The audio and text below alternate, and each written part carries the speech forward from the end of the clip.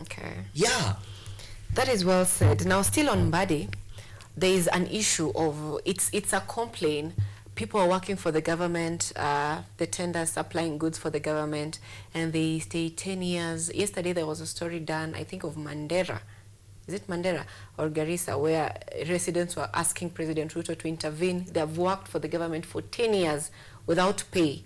And also, Mbadi also mentioned yesterday that 95% of pending bills are of people who worked for the government, and the government owes them at less than 10 million Kenyan shillings. Like each person, pesa yako iko between 1 and 10 million, like hujapita 10 million. And those people are 95%. And these are small and micro business enterprises. So you see, in a way, it is killing the upcoming businesses. Yeah, sure. And it's saying that those are the ones who are going to be given priority in the payment plan. So it has taken a long time. Do you think the government is really supporting these small and medium enterprises with this, Alex? Let me start by saying that you see, our government, just as my brother has said here, you know, our government is doing a lot of PR. I think our government is trying to maybe convince what we want to hear. Like the government will tell you, we are planning to do this, we will do it, we are doing it, and now we are doing it, and will not do it. It will be the best to tell us the stories. And about maybe these government projects, about these government tenders, first of all, we need to understand, you know, a tender, I think, for those who have done a procurement and contract management, everything with procurement, it has its flow. There is the first stage to the last stage.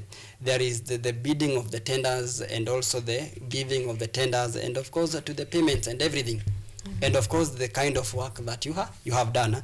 So getting to this point that we are getting people who have not been paid to even more than 10 or maybe to approximate 10 years, and it's not 10 bob, or maybe it is like less amount of money, but we have been having the government say that we have set aside this money to do this task.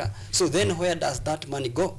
Because I don't think that our government has been doing or maybe imposing projects without having allocated the money.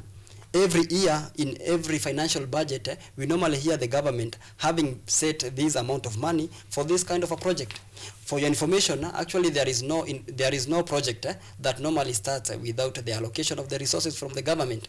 So I don't understand, like now they are telling us that they have not managed to sort all these bills or maybe all these monies, and it's not a small amount of money that they are talking about. It is a huge amount of money. How sure are we whether it was paid or not paid? Where is the transparency in this? Where is the accountability in this? You see, most of the government tenders and whatever, they are associated with corruption, giving tenders to their people, even the companies that are directly linked to them, using proxies so that they can get all this money back to their pockets. So the issue about the government, it needs to come out clearly. Let us know very well, because it is not an issue of them alone. Let us see them coming on board, telling us that this is the kind of tenders we have, and we shall allocate them like in this manner. Tell us where the money went, the money that you got and you said that you have paid and you have been doing, or maybe where have our money been going. That means then the money that we have been getting, we have even been getting loans to fund our projects, but we don't